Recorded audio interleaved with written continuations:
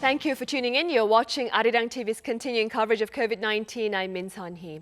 New infections stand below 40 on this Monday here in Korea, but health officials remain on high alert as the Metropolitan region remains the center of the latest cases. We have more on that in our headlines with our Kwon So-ah and Noah Ram. Welcome. Hi, Sunny. So let's begin with the latest on the domestic front then. Yes, well, not much different from what we saw on Monday last week, although we do want to see a decline in figures as new cases are still in the high 30s. The pattern remains similar throughout the recent weeks, especially in and around Seoul, and cluster infections are what have resulted in these numbers. Let's take a closer look here. 37 new cases as of 12 a.m. And the good news is we did not see any additional deaths over the weekend as well as today. 25 more people have been quarantined, while 12 people have fully recovered in the span of a day. And moving over to our graph, it looks like the numbers have been fluctuating between the high 30s and high 50s. We had even 56 cases last week, but now we're down to the 30s again. And by region, out of the 37 new cases, 24 were local infections, with 22 of those in the capital region. As we can see here, we have 7 in the capital Seoul, 8 in Incheon, and 10 in Gyeonggi-do province. And that's why it's looking as though the situation is not going to improve anytime soon, especially in the metropolitan region then. Yes, especially in that region, as the number of daily new cases has been gradually rising. At the regular briefing this morning, senior health official Yoon Tae-ho said that the risks of infections in the metropolitan region has been increasing since May. The average number of daily cases stood at 36.5 between May 31st and June 13th, while in the previous 2 weeks, the average was 20.4, so almost doubled. And there are 3 major factors that health authorities are particularly worried about. First, the chain transmissions. At least 8 new clusters have been traced to one of the recent major cluster infections related to Richway, a door-to-door establishment. And the second factor is the so-called silent spreaders that often show little to no symptoms. The percentage of those rose from 8.6% in the first week of June to over 9% in the second week. And the third concern is the rising proportion of elderly people who contracted the virus recently. The figure jumped from 10% in mid-May to 40% last week. I see. All right, so what is the latest on the international front? Well, we have daily increases of new infections between 120,000 and 140,000, and that's also what we saw over the weekend. Let's take a closer look at our map. We now have 16 countries with over 100,000 accumulated cases and more than 435,000 fatalities. And for now, the U.S. remains the only country with more than 1 million cases. And if you take a look at our graph, the numbers are still rising steadily. Now we have more than 7.98 million cases, so slowly approaching 8 million.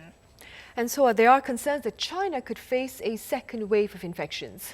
Yes, and especially concerns are in the capital, Beijing, which is on high alert as it recently recorded the highest daily figures since the outbreak in Wuhan.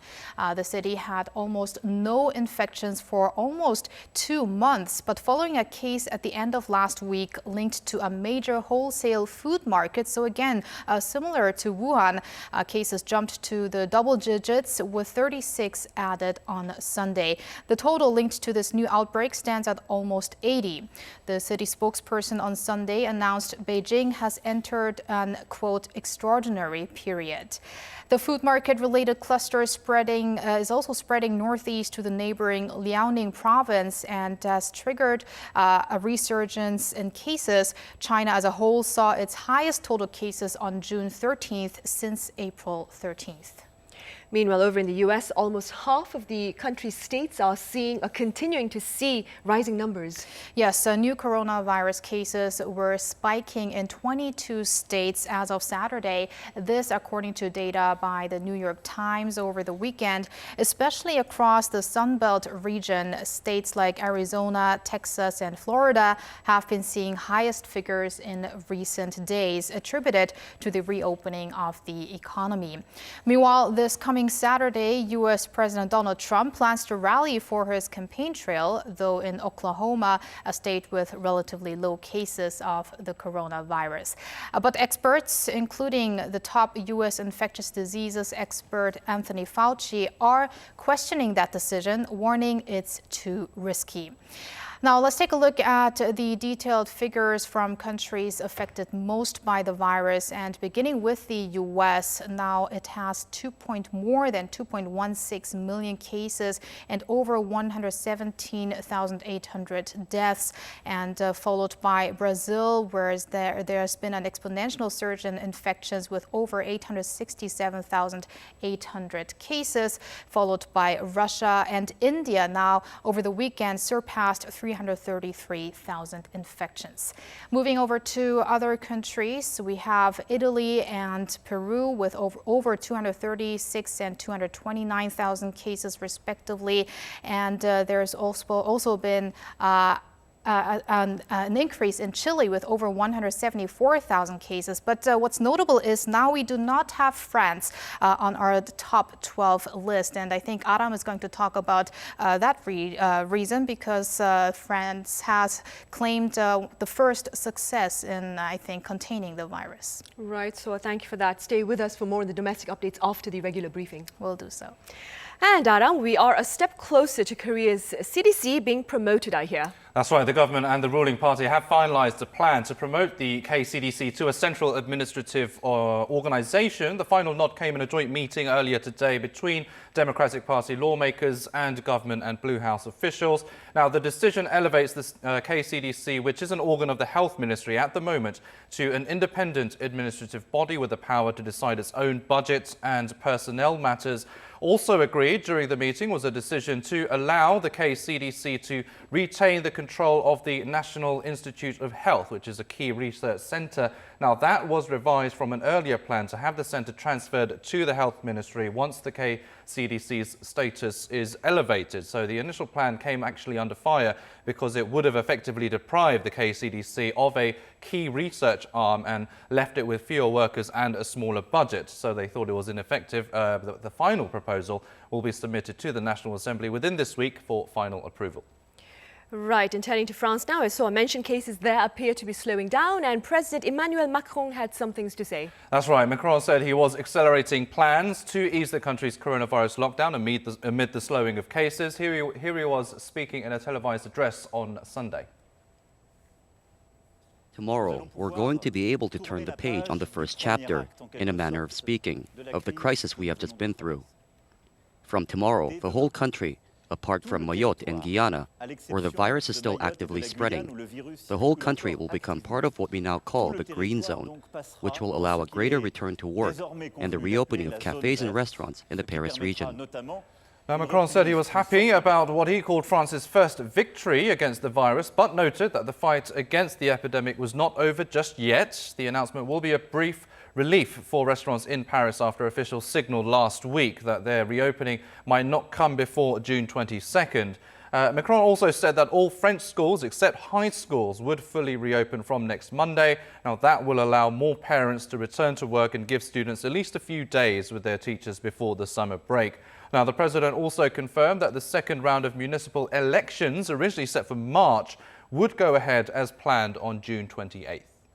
Meanwhile, back here in Korea, K-pop sensation BTS are still breaking records amid the pandemic. Yeah, quite the achievement, actually. According to the group's agency, BTS's Bang Bang Con the Live event attracted a record 756,000 viewers from 107 regions across the world. Now, it's the largest global audience ever for a paid virtual concert. Now, the event was held after the band's world tour was postponed in the wake of the pandemic. And the virtual concert also allowed fans to have an interactive experience because it was done online. All right, that's good to hear. All right, Aram, thank you for that. Right, it's time now for the regular government briefing on the COVID-19 situation here in Korea. As cases continue to occur in the metropolitan region, health authorities earlier announced plans to extend tougher quarantine measures here in the metropolitan region. Now, within those measures are calls for members of the public to refrain from unnecessary gatherings within confined and crowded places, to avoid offline religious activities, as well as any activity that involves a large number of people indoors in the absence of proper ventilation. Also, on the subject of ventilation, many are choosing to use air conditioners these days, given the hot and humid weather outdoors. So do remember to allow for a fresh flow of natural air once every 2 hours. If ventilation is difficult, remember to have your face mask on, as studies have highlighted the merit of wearing a mask in the presence of people. We'll come back to you after this briefing.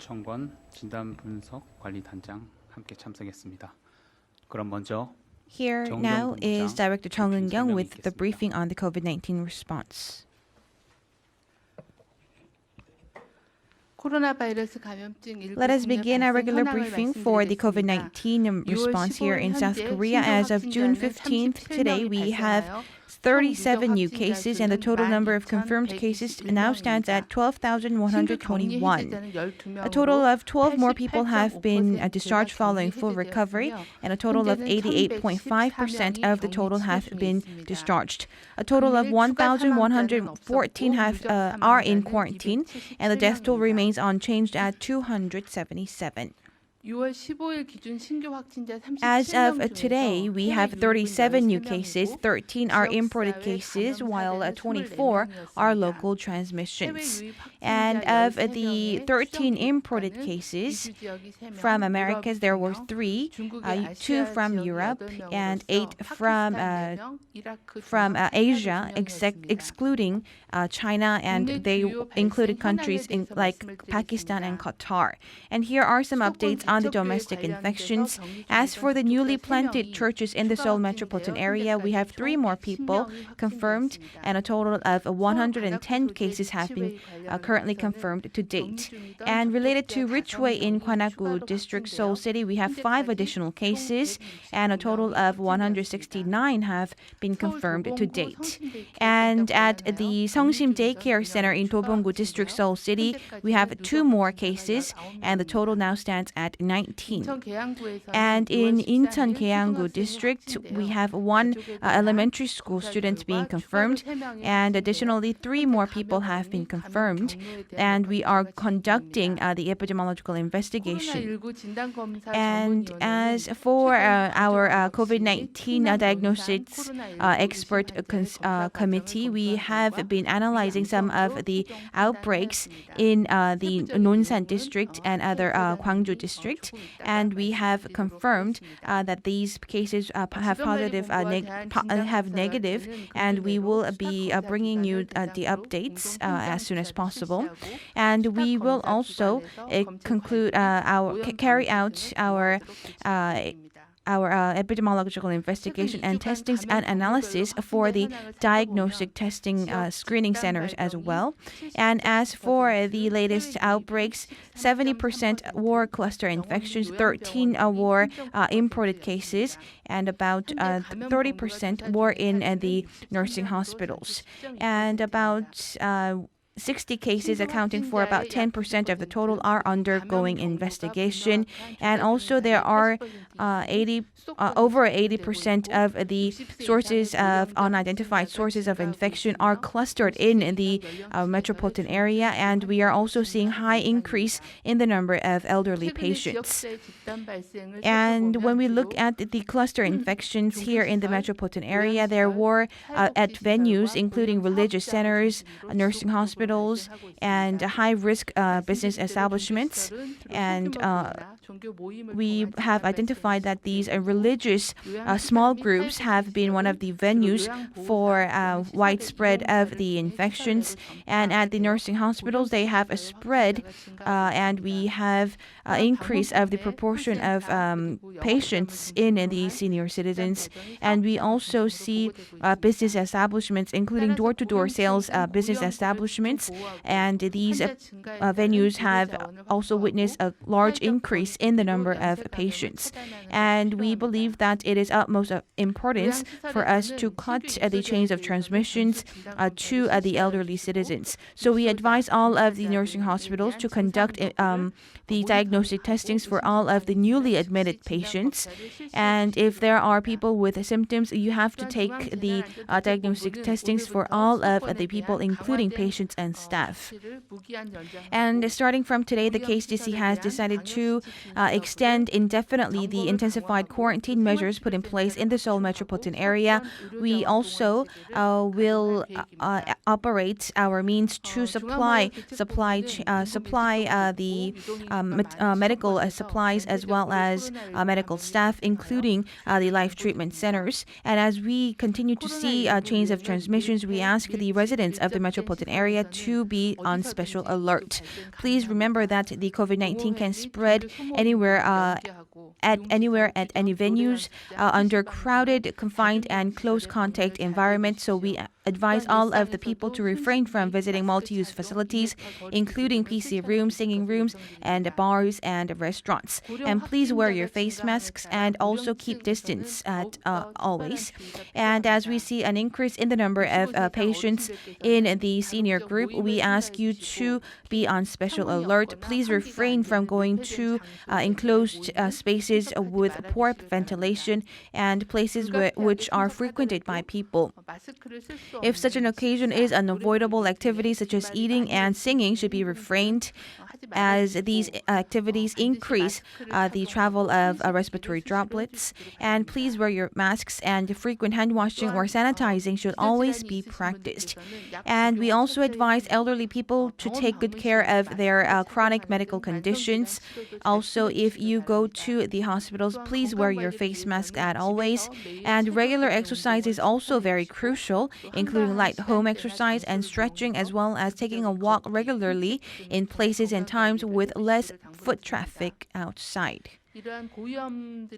And as for the high-risk community facilities such as nursing hospitals and mental hospitals and long-term care facilities, if a resident or a worker show any suspected symptoms such as respiratory symptoms or fever, the residents or worker, they all need to get tested immediately. And if you are working at these facilities, if you have suspected symptoms, do not go to work. And please refrain from visiting multi-use facilities, including PC rooms, singing rooms, and bars. And please refrain from going to religious small group gatherings. 네, 그럼 지금부터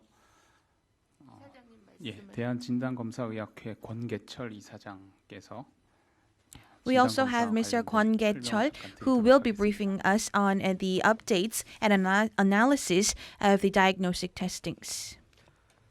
I am Kwon Ge-chol from the Association of the Korea Diagnostic Testing, and we are cooperating closely with the KCDC, and we are exerting our full efforts to carry out the preemptive measures for the COVID-19, and we are also cooperating closely with the KCDC in managing the conditions for the diagnostic testings. And in Gwangju and Chungnam, we had the three suspected cases, and they also have been reviewed by our association.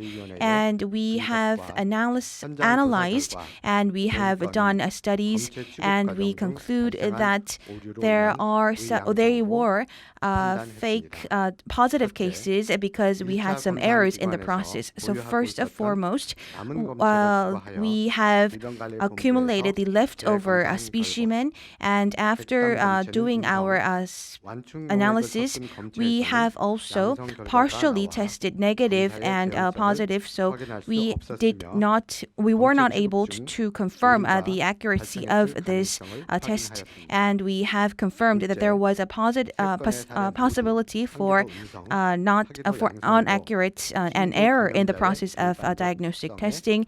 And second, we believe that these cases do not fall under the cases of positive cases.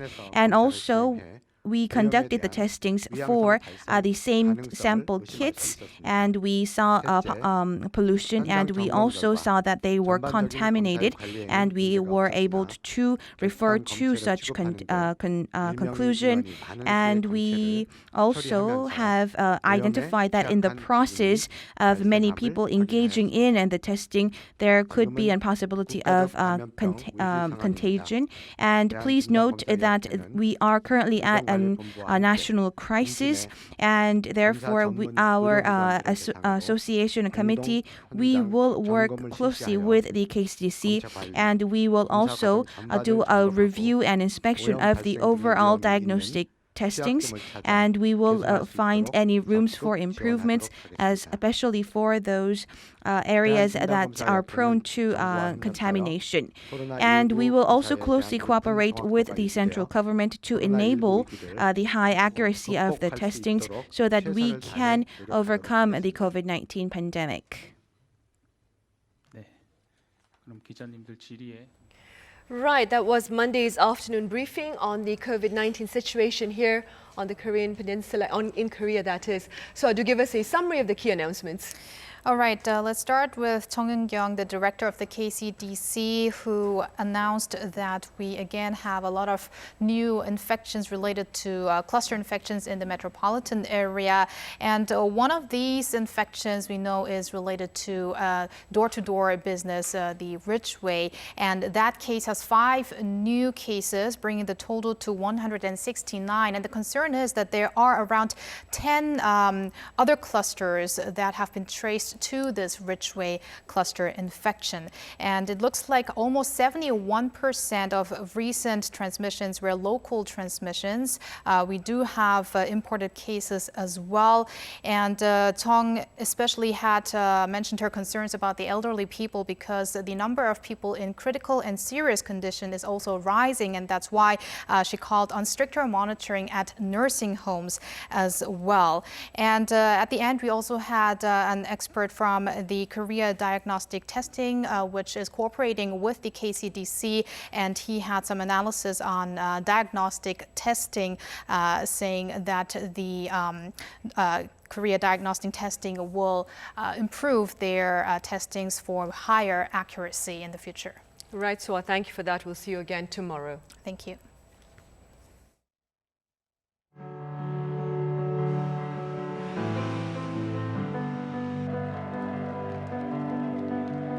June 13, 2000 was an historic day for inter-Korean relations.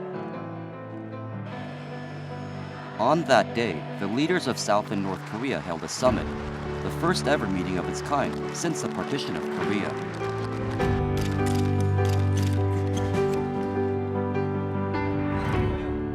우리 이 두 사람이 공동 성명에 대해서 완전히 합의를 봤습니다. 여러분 축하해 주십시오.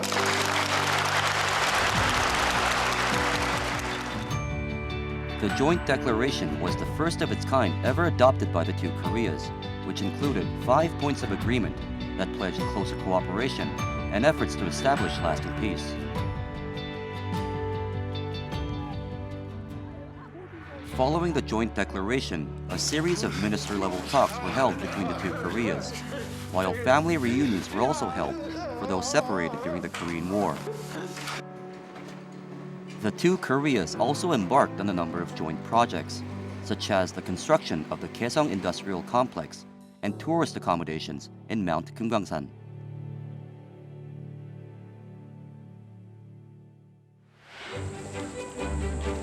Seven years after that historic event, the leaders of the two Koreas met once again on October 2nd, 2007, when then South Korean President Roh Moo-hyun visited Pyongyang.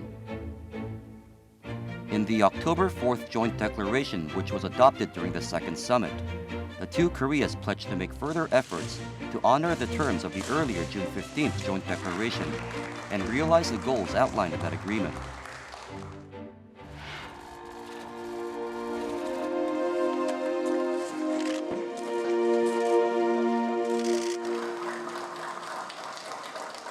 "2018 was another historic year for inter-Korean ties, with 3 separate summits being held between the two Koreas in that year alone.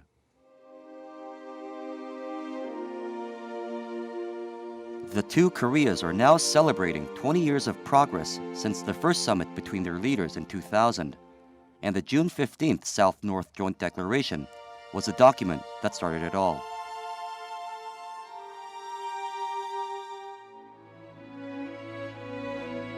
국민들 마음속의 분단이 평화로운 한반도를 향한 벅찬 꿈으로 바뀌어 가도록 이 자리에 계신 여러분들께서 함께 노력해 주십시오.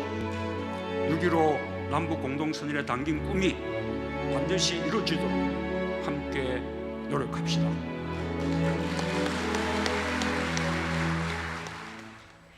June 15th marks a meaningful day on the Korean Peninsula, as 20 years ago on this particular day, leaders from the South and North agreed to promote mutual understanding, advance cross-border ties and ensure a peaceful path to reunification. In today's studio discussion, we take a look at the current status quo amid the global pandemic. I have Dr. Ko Myung-hyun from Asan Institute for Policy Studies. Good to see you again, Dr. Go. Thanks for having me. And I also have William Gallo from Voice of America. Hello again, William. Hi, thanks for having me. I'll start with you, Dr. Go. What do you believe is the most important achievement of the June 15th cross-border declaration? Well, we have to look at the context of the summit itself. It was it took place 20 years ago today, and it was the first time ever that the top leaders of two Koreas got together, met face to face, and discussed about essentially the principle of a coexistence and unification. So if you look at the joint declaration, June 15th joint declaration, the first article states that the two Koreas are going to essentially commit to unification and discuss this in a serious manner, and discuss also about the format of the possible unification that might take place in the future. And I think that really set the stage for the 20 years of inter-Korean dialogue. There's been ups and downs in the last 20 years, obviously. But then I think the two Koreas essentially didn't deviate too much, despite North Korea's nuclear development, didn't deviate too much from this commitment to talk about peaceful coexistence and eventually unification. And before we delve into that further, William, in your opinion, what is the lasting legacy of the June 15th joint declaration? Well, first of all, I can say that it's striking from an outside perspective that it's only been 20 years. I mean, that's just not a lot of time, especially when you consider the fact that this has sort of been an inconsistent effort depending on which administration has been in power. But despite the ups and downs, I think it is interesting to note right now that North Korea is just not engaging in some of these things in order to further the legacy, and in fact are sort of undermining what has been achieved. President Moon, in my opinion, has made proposals that could have been accepted. Some of them could have been accepted, and they're just saying no. So it's unclear to me what exactly the legacy will be, but it just hasn't been that long. And even that gives me a bit of hope, I think, for the whole process. Right. And staying with that, Dr. Go, in recent days, like William just mentioned, North Korean leader's sister, Yo Jong, has spoken of severing inter-Korean ties. What do you believe is the reason for this tough talk? So there's a multi-layered message there in Kim Yo Jong's statement. I think there's a message directed towards the United States. There's also a message directed to South Korea, obviously. And I think Kim Yo Jong essentially issued this statement in order to send first of all, the message towards the United States that even though it's not really explicitly mentioned in the message, if you read between the lines, clearly North Korea is intending on embarking on a provocation or escalation of tensions in the Korean Peninsula, because this is a very special year for North Korea and for the United States, because President Trump will be facing what is expected to be a rough year, electoral prospects in November this year in the presidential elections. And I think North Korea is trying to take advantage of that in order to increase the leverage that North Korea has over the United States. So if you look at the previous North Korean playbooks in this regard, they tend to escalate from a small level of tension, and they carry out a succession of provocations to mount the tension, which actually they use as a leverage vis-a-vis their opponents. In this case would be the United States. So even though because this is the initial stage of this provocation roadmap, we are not seeing the United States featured actually in big time, in the escalation strategy, but it's going to get there eventually. And another different message is towards the South Korea.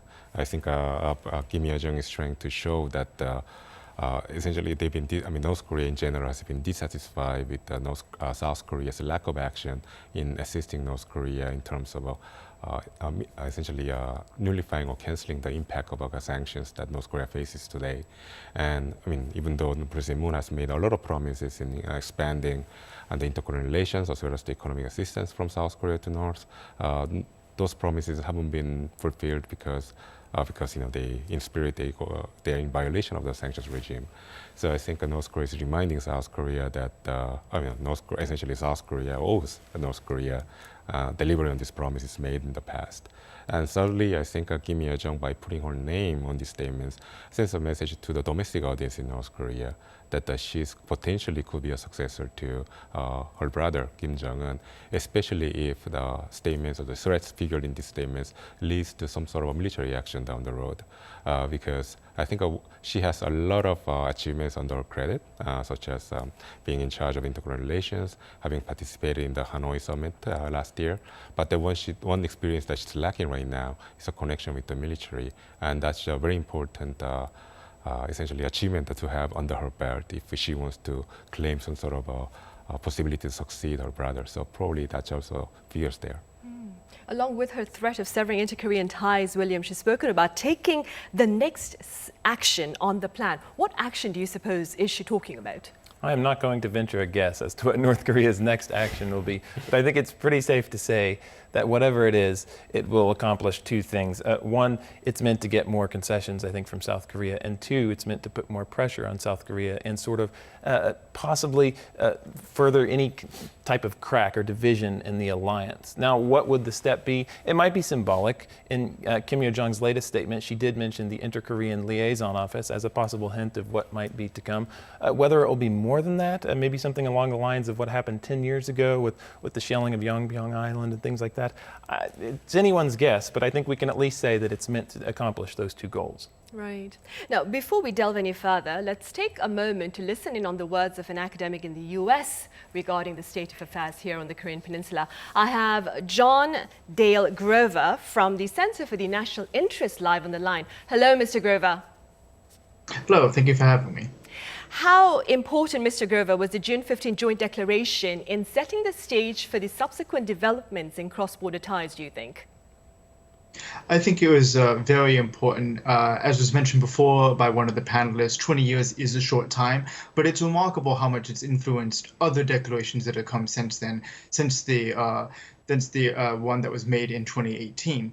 And they were forming the same things. Both Koreas do want to see unification in the future. They do want to maintain peace. They don't want to see war.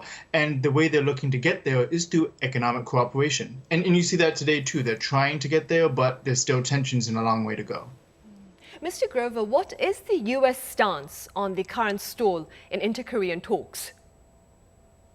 Well, the administration is still looking at a kind of all-for-nothing deal, the kind of thing that did not work out when they attempted that in Hanoi.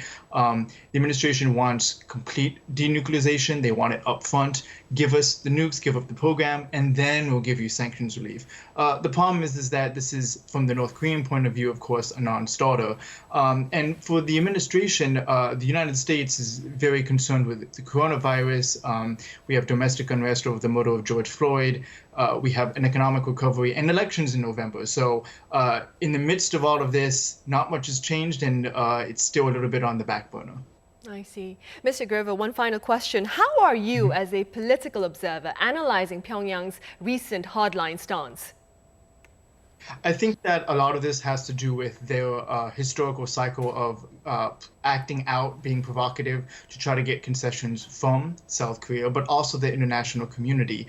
If you look at the fact that they've had to issue bonds for the first time in 17 years, and they're making their richer citizens buy up these bonds to get desperately needed cash in the midst of the pandemic and the economic situation, they certainly want some sanctions relief, and this is one way that they might hope to get it, to get people back to the table.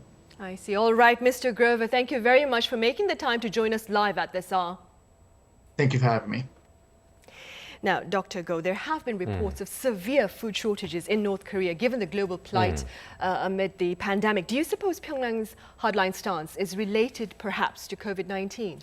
Well, I think the economic pressure from the United States clearly a factor in influencing North Korea's actions and decisions from now on.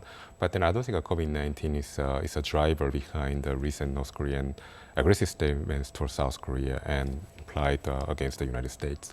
The reason is because North Korea tends to take a long-term approach in their strategic actions. It's very possible that North Korea has been preparing to issue this kind of statement for a while now.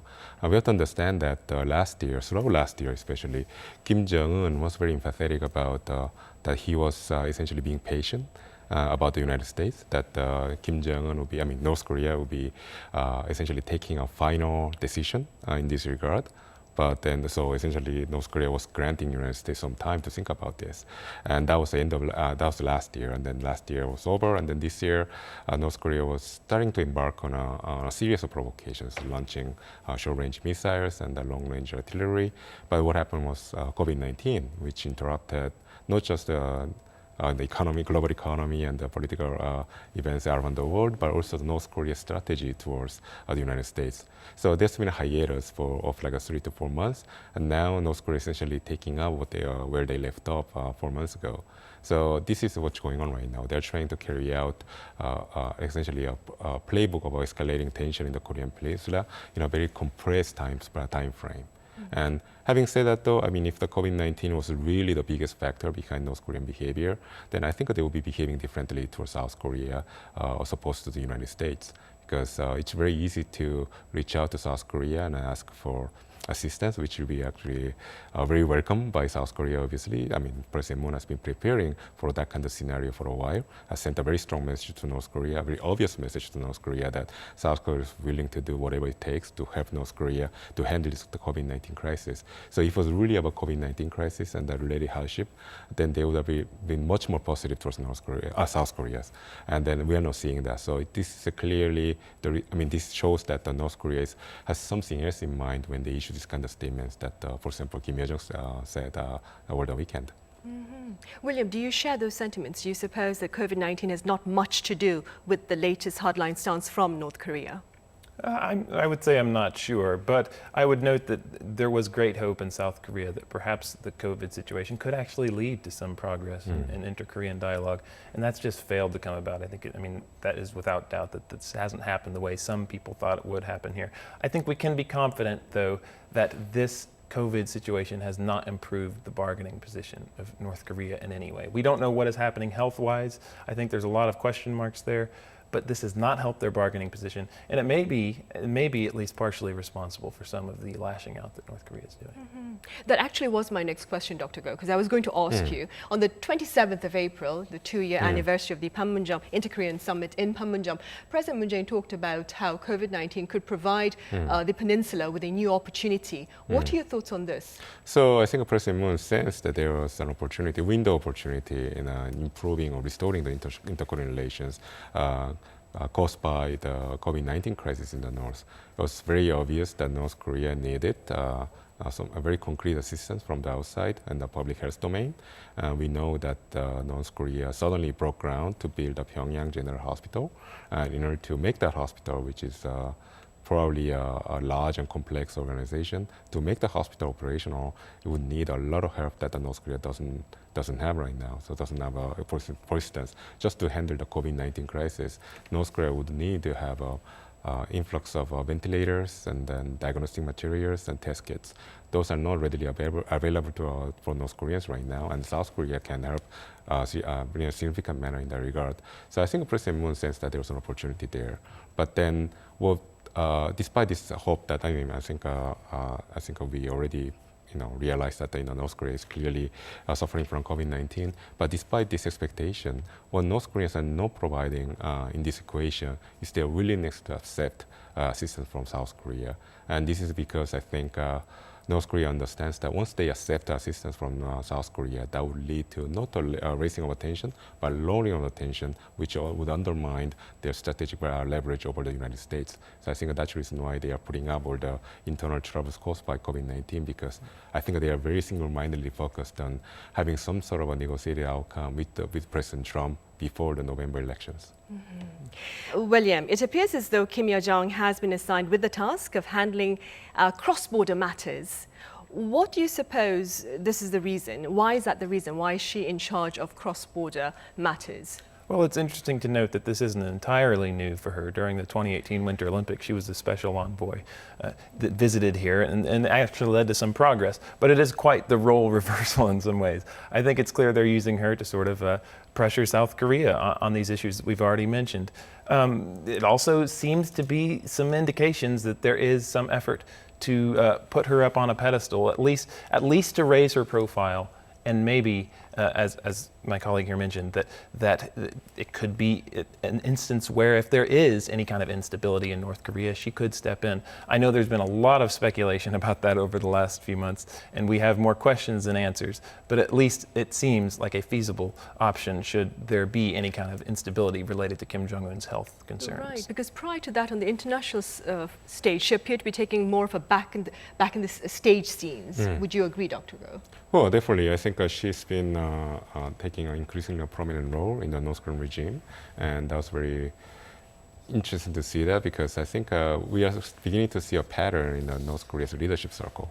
For instance, we know that in addition to Kim Yo Jong, Kim Young-chul is in charge of, his name came up in those aggressive statements towards South Korea, and I think Kim Jong-un is essentially circling the wagon, so to speak. He's increasingly relying on the people very close to him, such as sister, and also Kim Young-chul, who was a mentor to him when Kim Jong-un was very young and didn't have any credibility in the North Korean regime. Kim Young-chul, who was the general who took Kim Jong-un under his wings and gave him experience and then credibility actually. So in that sense, I think Kim Jong-un is essentially relying on his very close associates and family members for the next stage of the diplomatic maneuverings. I see. Now, I understand that we have our connection to Germany ready on the line. Again, I have Professor Hannes Mosler from the University of Duisburg-Essen with us here on the program with thoughts about the situation on the Korean Peninsula as Germany itself faced a division that is almost 30 years ago. Now, Professor Mosler, hello. Hello, thank you for having me. Right, thank you for being here. Professor, were there any accords signed between East and West Germany prior to their reunification, similar to that perhaps of the joint June 15th joint declaration between the two Koreas? Well, there were, of course, several declarations and agreements between the two Germanys. But the division of Germany, as you know, and the one of Korea are quite different cases, and so it's difficult to compare directly. However, if I had to pick the most important agreement, it would be definitely the treaty concerning the basic relations between the two Germanys concluded in 1972. As the title says, the treaty regulated basic principles such as the friendly, neighborly relations, non-violence and mutual recognition. And then 3 years later, which is very important, the Helsinki Accord, which was signed by several East and West European countries to provide for the multilateral basis for peace in Europe. But this is already a long time ago, and the people of Germany, just a few days ago, on June 13, were in the lucky position to celebrate the 30th anniversary of the demolition of the Berlin Wall. So there was specific, tangible efforts between the two Germanys to set up an amicable atmosphere between the two. There were, of course, many different efforts over the decades. One of the most crucial cornerstones was the new Eastern policy by Chancellor Willy Brandt at the end of the 1960s. This policy pursued a strategy of change through rapprochement, which meant efforts to normalize relations with East European countries, including East Germany, of course. And based on the basic treaty I just mentioned, the two Germanys established permanent liaison offices on both sides. Economy-wise, West Germany pumped a lot of financial aid into the East in form of loans, and summits between the two heads of states were held also, of course. But this is, of course, only half of the very complicated story, which unexpectedly, though, fortunately then led to unification in 1990. Continuous dialogue and exchange, as well as trust, was key. I see. Professor Mosler, one final question. What can the two Koreas do to expand productive cooperation, do you think? Well, that's very difficult to say if the South can do anything that really at this moment can really solve the problem other than maintaining its readiness to continuous peaceful dialogue and humanitarian aid to North Korea. And one wonders if South Korea actually has any room to maneuver on the international stage and, for example, for alleviating sanctions or for reopening the Kaesong industry complex. And this does not seem to be the case. Depending on how maybe receptive the North is, South Korea could think of dispatching a special envoy to Pyongyang or to Panmunjom for high-level negotiations to avoid further escalation and to re-engage in a constructive dialogue. Talking has always been a good idea, but without real change in the stance of the US vis-a-vis the North, there's not much South Korea can do for now. We know that it's the US North Korea wants to talk to and strike a deal with, because North Korea thinks that only the US can give North Korea the security guarantee that the North Korean wants. However, it's highly doubtful that the US will change its position, in particular now during the current crisis and so shortly before elections. But then again, Trump is unpredictable, and the Moon administration must try to convince the US that change through rapprochement is key and that the ball is now in the corner of the US. All right, Professor Mossa, thank you very much for your thoughts and for joining us live at this hour. Thank you for having me. Right, Dr. Go, one final question to you and another, of course, to William. First, how do you foresee North Korea's moves in a post-pandemic era, very briefly speaking? So I think we also already have outlined them in the previous answers. I think North Korea's approach to South Korea is subsumed into North Korea's larger strategy towards the United States. And in that sense, I think we are going to see the beginning of the second stage of the strategy. We have to remember that at the end of the latest statement by Yo Jong, she mentioned that she was handing over the finalization to escalate or not to the North Korea's chief of staff. And that's a very telltale indication that the next stage is going to have some sort of military aspect. And chances that North Korea is going to carry out some sort of military provocation. So, and then unlike what happened so far in terms of war of words or like aggressive statements coming from Pyongyang, I think if North Korea starts carrying out military provocations, and that's going to really get picked up by Washington, and really, in that sense, we'll know that we are entering a new stage in terms of escalation, we'll say. William, very briefly speaking, what can be done to improve perhaps cross-border ties in your opinion? It seems like Moon Jae-in has some ideas about how to do this. It seems like a willing partner in North Korea would be very helpful to him at this point. To me, sort of the big question here is how far Moon Jae-in is willing to go without disappointing his allies in the US. It seems so far that he's only willing to go so far. And he's not willing to sort of buck these sanctions. There is the US presidential election coming up, but I don't know that the equation will shift fundamentally regardless of the outcome there, with either President Donald Trump being elected again or Joe Biden. So I guess we'll just have to wait and see. Right, only time will tell then. All right, William, thank you for your thoughts, and Dr. Go, as always, thank you for being with us. Thanks for having me. Well, that brings us to the end of this edition. Do join us again tomorrow as we touch upon the physical as well as psychological impact of the pandemic, not only on patients, but also on the general public. In the meantime, do share your thoughts and inquiries with us through our social media accounts or our homepage, arirang.com. Thank you for watching.